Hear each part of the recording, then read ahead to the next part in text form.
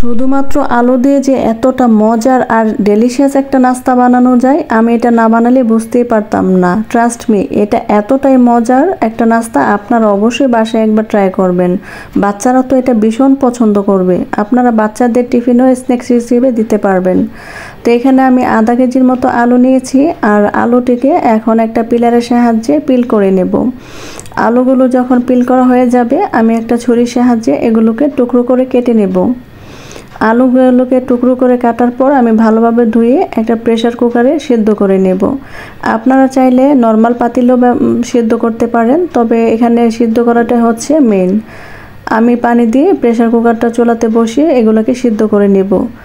আর আলুগুলো যখন সিদ্ধ হয়ে যাবে, এই পর্যায়ে আমি একটা ম্যাশারের সাহায্যে আলুগুলোকে খুব ভালোভাবে ম্যাশ করে নেব। এটা বানাতে মেন ইনগ্রেডিয়েন্ট হচ্ছে আলু। এর মধ্যে অল্প কিছু উপকরণ লাগে, আর অল্প উপকরণে এতটা মজার একটা নাস্তা হয়। আপনারা অবশ্যই পুরো ভিডিওটি দেখতে থাকুন। এখন এর মধ্যে আমি বাকি উপকরণগুলো অ্যাড করে দেব। এখানে আমি কাঁচামরিচ, ধনিয়া আর পেঁয়াজ কুচি করে নিয়েছিলাম, সেগুলো দিয়েছি। তারপর দিয়ে দেব স্বাদ অনুযায়ী লবণ, 1 চা চামচ ধনিয়ার গুঁড়ো, হাফ চা চামচ লাল মরিচের গুঁড়ো, 1 চা চামচ হলুদ গুঁড়ো, আর অল্প একটু জিরার গুঁড়ো, আর দিয়ে দিব চাট মশলা। আপনারা চাইলে এখানে চাট মশলাটার পরিবর্তে ম্যাজিক মশলাটা যেটা, ওইটা দিতে পারেন। তো আলুটাকে বাইন্ডিংয়ের জন্য এখানে আমি দিয়ে দিব 2 টেবিল চামচ কর্নফ্লাওয়ার। তো আমি প্রথমে 2 টেবিল চামচ কর্নফ্লাওয়ার দিয়েছি, পরবর্তীতে আমার এটা বাইন্ডিংয়ে আনতে আরও 3 থেকে 4 টেবিল চামচ আমি আটা ব্যবহার করেছি। তো এটাকে যখন খুব ভালোভাবে মেশানো হয়ে যাবে, আমি হাতের সাহায্যে এরকম লম্বা লম্বা করে রোলের মতো বানিয়ে নেব। তো এখন আমার এগুলো বানানো হয়ে গেছে। আমি একটা চুলাতে প্যান বসিয়ে তেলটা পর্যাপ্ত গরম করে নিয়েছি। এখন আমি এগুলোকে ভেজে নেব। এটা তেলে দেওয়ার সাথে সাথেই অনেক সুন্দরভাবে ফুলে যাবে। আর এটাকে প্রথম অবস্থায় নাড়াচাড়া করা যাবে না। এটা যখন এক পাশ হয়ে যাবে, এমনিতেই নিচ থেকেই এভাবে বেশি উঠবে।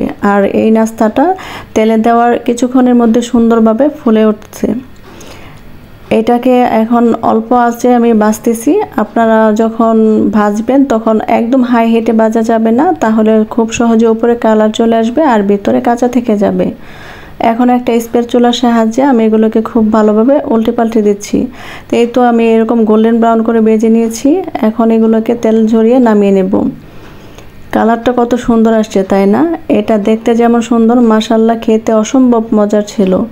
আপনারা দেখেই বুঝতে পারছেন নাস্তাটা কতটা ডেলিশিয়াস হয়েছে। এটা যে কেউ খাবে সে এর পাগল হয়ে যাবে। বাচ্চারা তো এটা পেলে ভীষণ খুশি হয়ে যাবে। আমার রেসিপিটি যদি ভালো লেগে থাকে, অবশ্যই ভিডিওটি শেয়ার করে দিবেন, আর আমার পেজটি ফলো দিয়ে যাবেন। আমার জন্য দোয়া করবেন।